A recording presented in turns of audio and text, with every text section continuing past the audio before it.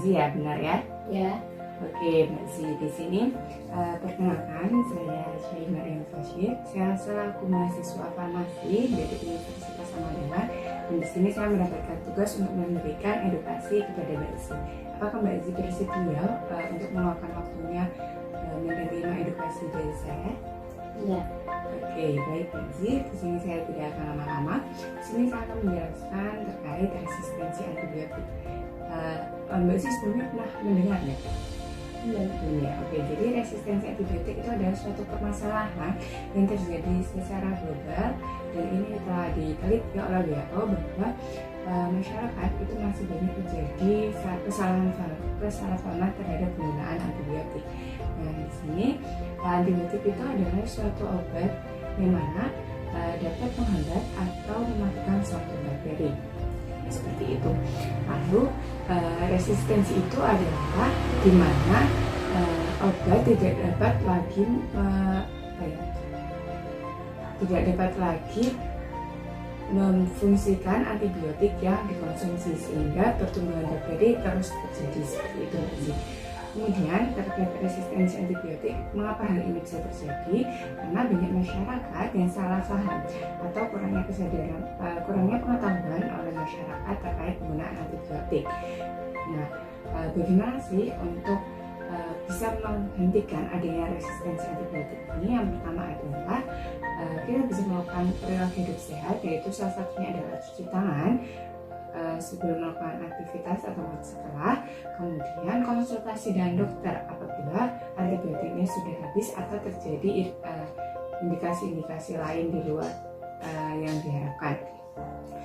Kemudian gunakan antibiotik hingga habis, jangan berhenti saat penyakit kita sudah sembuh, seperti itu.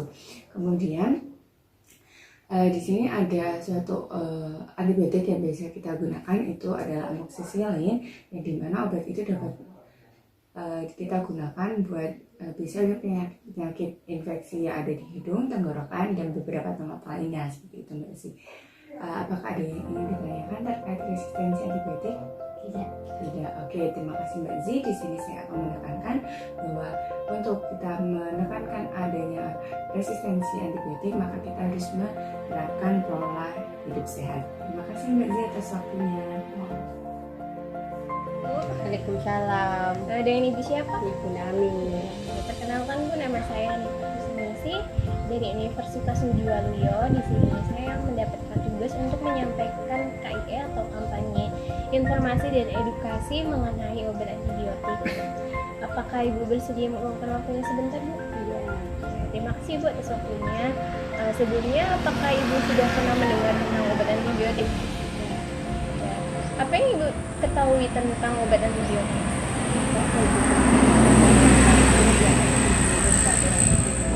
Ya, jawaban Ibu sudah benar, tetapi sedikit saya luruskan ya Bu ya.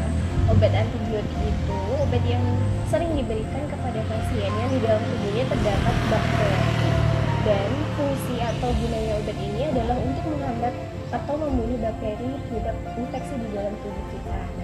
Apakah Ibu masih ingat obat antibiotik apa saja yang pernah Ibu konsumsi? Kan obat antibiotik itu contohnya ada tetracycline, kemudian ada amoxicillin. Nah, obat apa yang pernah Ibu konsumsi? Amoxicillin. Baik, apakah Ibu meminumnya sampai habis? Iya, kata-kata itu berlaku kata-kata. Baik, apabila kita tidak mengkonsumsi obat antibiotik tidak sesuai dengan petunjuknya, maka akan menyebabkan terjadinya resistensi antibiotik. Sebelumnya apakah Ibu sudah pernah mendengar resistensi antibiotik? Belum. Jadi begini ya Bu, resistensi antibiotik ini merupakan suatu keadaan di mana obat antibiotik yang kita minum atau kita konsumsi itu tidak menghambat atau membunuh bakteri penyebab infeksi di dalam tubuh. Penyebabnya apa? Penyebabnya yaitu kurangnya kepatuhan pasien ketika minum obat, kemudian tidak menyelesaikan pengobatan seperti yang Ibu katakan tadi, yaitu tidak minum obat sampai habis. Nah, cara pencegahannya bagaimana? Cara pencegahannya yaitu dengan mematuhi anjuran dokter, kemudian harus mengkonsumsi obat yang diberikan sampai habis. Nah, apabila ada keluhan yang dirasakan ketika minum antibiotik, maka segera tanyakan kepada dokter yang bersangkutan. Terima kasih ya Bu atas waktu yang diberikan. Ya, sama-sama.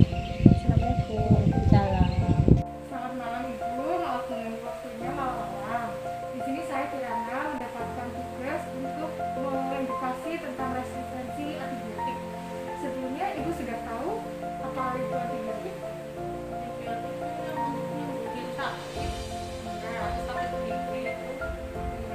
Ini saya berikan gambaran Ibu tentang resistensi antibiotik.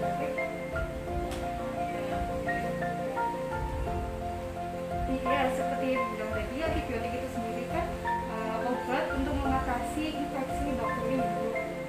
Itu cara kerjanya itu dengan cara membunuh bakteri atau menghentikan kerja bakterinya Bu. Nah, sebelumnya Ibu pernah mengonsumsi antibiotik? Karena dulu sering waktu zaman dulu lah sering sakit gigi. Biasanya minum antibiotik apa? Ya pertama dikasih di puskesmas amoxicillin, terus kemudian karena capek beli di toko harus berobat ke puskesmas akhirnya beli sendiri amoxicillin. Kalau sakit ya minum 1-2 kali seminggu. Gitu. Itu kalau sekarang sudah tidak boleh ya Bu, begitu ya.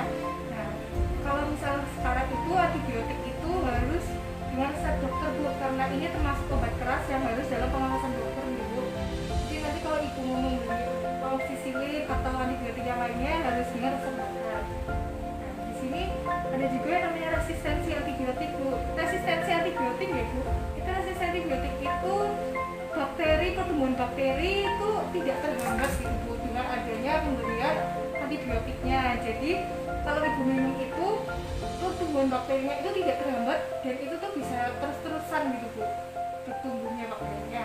Jadi antibiotik itu harus dihabiskan gitu Bu, kalau tidak menyebabkan resistensi gitu. Apa yang dimaksud resep bal atau bukan? Iya, kebal. Jadi bakteri yang ada di tubuh ibu itu tidak kebal terhadap obatnya gitu.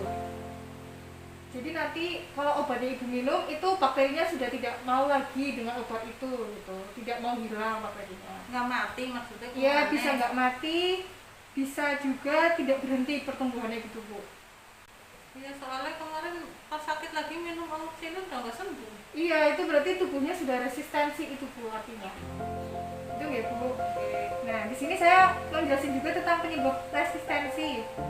Penyebab kebal. Iya, maksudnya. resistensinya kalau Ibu itu kenapa bisa Ibu kebal terhadap obat Ibu? Itu yang pertama itu Ibu tadi seperti yang dikatakan sebelumnya, Ibu hanya meminum 1-2 kali saja ya. Iya, sembuhnya udah. Ya. Nah, itu juga bisa salah satu penyebab resistensi Bu. Jadi kalau misalnya diberikan oleh dokter antibiotik itu harus segera dihabiskan. Dihabiskannya itu sesuai dosis yang diberikan gitu Bu. Jadi harus habis meskipun sudah sembuh harus tetap dihabiskan. Itu Bu sudah paham dengan resistensi antibiotik? Ya, sudah sedikit paham. Baik Bu, terima kasih waktunya. Sama Mbak Kirana. Assalamualaikum. Salam, Dengan Bapak siapa sebelumnya? Pak Supari. Oke Pak Supari. Perkenalkan ya Pak, nama saya Eka Silvi Latifah dari Universitas Muhammadiyah Pekanbaru Pekalongan. Di sini saya mendapatkan tugas untuk menyampaikan KIE, yaitu komunikasi, informasi dan edukasi mengenai obat antibiotik. Pak Supari, sebelumnya apakah bersedia untuk sedikit meluangkan waktunya Pak?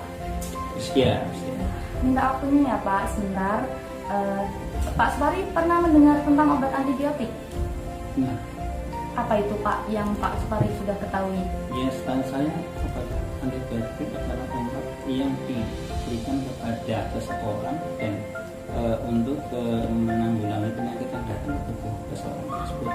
Oke, benar sekali Pak. Tapi sedikit saya meluruskan ya pendapat dari Bapak.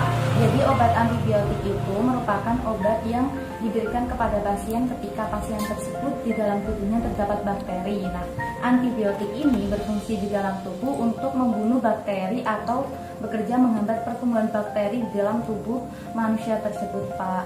Nah, Pak Supari berarti pernah mengonsumsi ya, Pak? Ya secara tidak disengaja ya konsumsi dari mantri-mantri itu yang biasa. Dari mantri. Mantri itu dokter ya, Pak? Gitu ya. Ya mungkin Bapak pernah mengonsumsi ya, seringnya itu mendapat amoxicillin ya Pak. Amoxicillin ya. amoksisilin itu diberikan salah satunya bentuk dari obat antibiotik. Nah, antibiotik ini di masyarakat itu sering disalahgunakan atau sering terdapat kesalahan saat mengonsumsinya, Pak. Yaitu salah satu bentuk kesalahannya itu berupa resistensi antibiotik. Pak Supari pernah mendengar resistensi antibiotik? Oh, belum pernah. Belum pernah. Ya Pak, sedikit saya jelaskan ya Pak. Resistensi itu yaitu suatu keadaan di mana tubuh manusia itu sudah melawan obat antibiotik tersebut, jadi tidak bisa bekerja secara optimal dalam tubuh manusia karena mungkin bakteri di dalam manusia itu sudah tidak bisa diobati, Pak, sudah tidak peka lagi ketika obat tersebut masuk ke dalam tubuh. Nah, resistensi ini disebabkan oleh apa? Biasanya ketika diberikan atau mendapat obat antibiotik itu tidak dikonsumsi secara habis, Pak. Jadi hanya separuh, ketika sudah sembuh mereka akan berhenti mengonsumsi obat tersebut. Nah, cara menanggulanginya itu yaitu dengan menghabiskan obat antibiotik tersebut sampai habis ya Pak, bukan hanya sampai sembuh saja begitu ya Pak. Apakah ada pertanyaan Pak? Oh, sementara belum. Ya. Terima kasih ya Pak. Nanti mungkin kalau ada pertanyaan bisa menghubungi saya. Sekian. Wassalamualaikum warahmatullahi wabarakatuh. Assalamualaikum Mas. Salam. Selamat sore. Oke. Jadi sebelumnya perkenalkan, nama saya Radha Faustina, saya merupakan mahasiswi farmasi dari Universitas Muhammadiyah Yogyakarta. Nah, pada sore hari ini saya hendak menjelaskan sedikit mengenai obat antibiotik. Sebelumnya, apakah Mas ini sudah pernah mengonsumsi obat antibiotik? Nggak pernah, tapi pernah dengar. Oke, jadi tadi kan sudah dibilang belum pernah mengonsumsi tapi sudah pernah dengar. Nah, antibiotik itu biasanya obat yang digunakan untuk membunuh bakteri dalam tubuh Mas. Jadi kan kadang ada penyakit itu yang disebabkan oleh bakteri. Contohnya bersin juga bisa karena bakteri atau virus. Lalu juga ada TBC. Nah, maka dari itu di sini saya akan memberikan sedikit penjelasan bahwasanya obat antibiotik itu tidak bisa ya Mas digunakan untuk mengobati penyakit yang mulanya itu dari virus, jadi hanya untuk bakteri. Nah, untuk contohnya sendiri itu ada tetrasiklin, ada amoksisilin, dan juga ada kloramfenikol. Nah, kloramfenikol ini biasanya bisa digunakan untuk penyakit tipes, lalu juga bisa untuk meningitis. Nah, selanjutnya itu ada kondisi namanya resistensi antibiotik. Nah, resistensi antibiotik atau resistensi bakteri itu, jadi tubuh kita ketika sudah diberikan antibiotik tidak bisa sembuh, malah tambah sakit karena mungkin ada beberapa banyak penyebabnya. Yang pertama itu Mas atau mungkin pasien-pasien yang lain itu mengonsumsi antibiotik ini secara berlebihan. Jadi obat ketika masuk ke dalam tubuh kita itu sudah tidak mempan lagi untuk membunuh bakteri. Nah, maka dari itu saya harapkan untuk Mas ataupun keluarga Mas nanti diberikan edukasi untuk obat antibiotik itu sebaiknya diminum dengan resep dokter saja. Lalu ketika sudah diberikan resep itu sebaiknya dihabiskan dan sesuai dengan dosisnya. Jadi jangan sampai Mas itu beli antibiotik secara bebas di apotek.